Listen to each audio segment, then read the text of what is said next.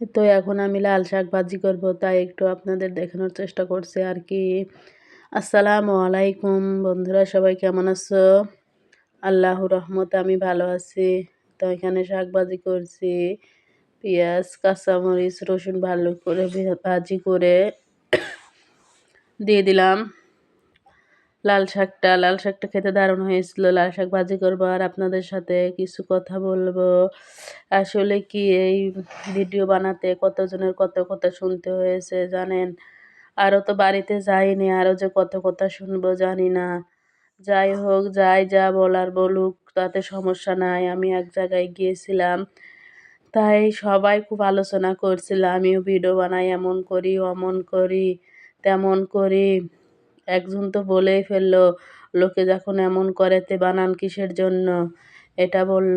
তো আমি কি ভিডিওর সামনে আসি নাকি? আমি তো ভিডিও বানাই আর একটু লাইভ করি যে, তাও তো মুখ আটকিয়ে আমার শুধু চোখ দুইটা দেখা যায়, তাতেও মানুষের সমস্যা, কত সমস্যা যে।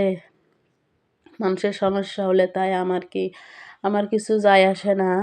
আমি ভিডিও করতেছি, করেই যাব।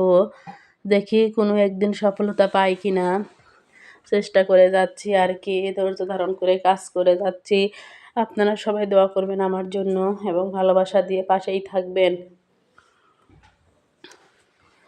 কে কি বলল তাতে আমার কিছু যায় আসে না, কাউকেও কিছু বলি না, আমি শুনে যাই আর কি।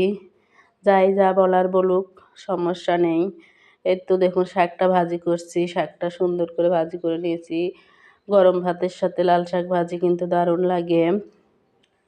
ওইদিকে আবার রান্না করেছি, মাছ রান্না করছি। আমি একটু লবণটা দেখে নিলাম যে লবণ কীরকম হয়েছে।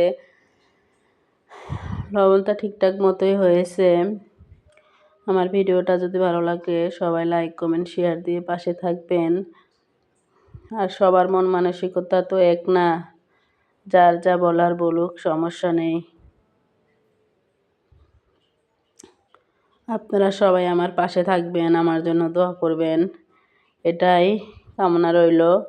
সবাইকে ধন্যবাদ। খোদা হাফেজ।